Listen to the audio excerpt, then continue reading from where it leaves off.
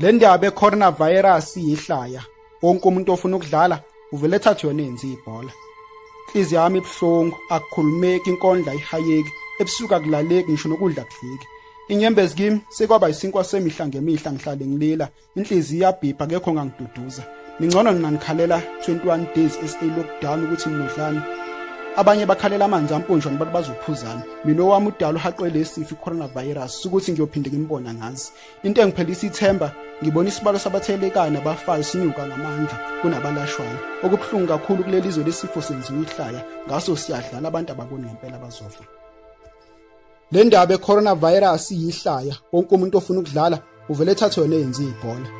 Mangibuka indaba eSABC1 ngivele ngicabanga udali wami, inyembezi zehle ngezihlaki zami. Kuthi mase kukhulunywa ngezibalo zabathelekile ngivele ngivale yona leyo TV engivusela usizi. Angazi ngempela abantu bayenza kanjani lento ihlaya abantu befa, eminye imindeni izilile izihlobo zabo zibashile, abanye bethu belala bengadlile befasa ibhandi ukuze izihlobo zabo ubuye ephile. Impela wena kumele ubonge uJehova umese akugcinile. Usho kanjani ukuthi coronavirus into engekho? Kusho ukuthi lezi izibalo zabafile eItaly, USA naseChina nazazikho, nalezi izibalo zabashile eNingizimu Afrika nazo into engekho. Empeleni wena okhuluma into engekho. Into ebuhlungu kakhulu ngomuntu ongezwa ukuthi baningi angabathelela begcine ngokufa.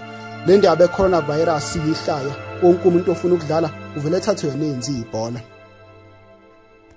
Ngizwe ngocingo oluvela kumamezala uthi nawe uthola umyalezo ovela esibhedlela. Uthandalo isithando sami sekumthathile ukufa. Ngeviki elizayo uyangcwatshwa. Nkosi somandla banomusa, siyancenga uma kungezono zethu ithethelela. Nawe umamezala uyakhuluma uyakhwehlela uyangiyala.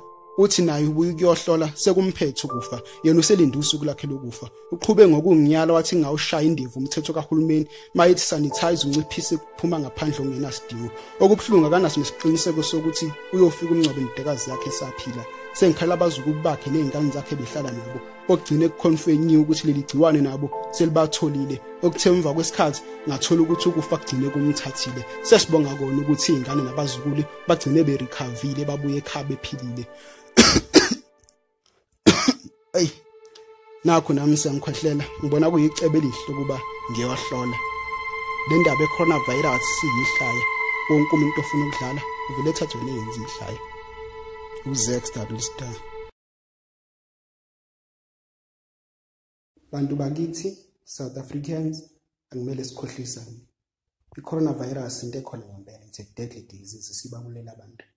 La eSouth Africa there are 11 cases confirmed ukuthi abantu abafile just because of coronavirus. So ngisacela sikhombane nemithetho kahulumeni like nje ukuthi ungaphumeli ngaphandle kungenasidingo, uphumele mangabe kunesidingo nje serious, nokuthi ke uqikelele ukuba clean, ya sanitizer, ya izinto ezikanjalo ukuze nawe ungabe ngolandelayo.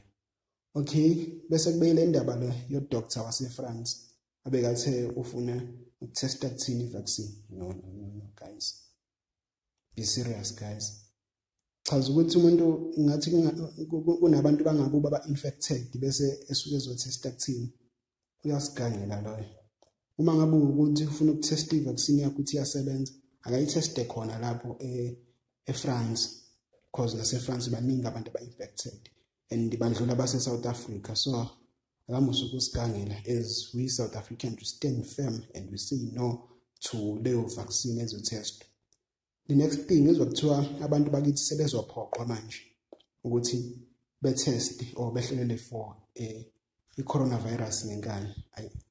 Mina personally I think that is a violation of my human rights ukuthi umuntu testing ngenkani for i-coronavirus.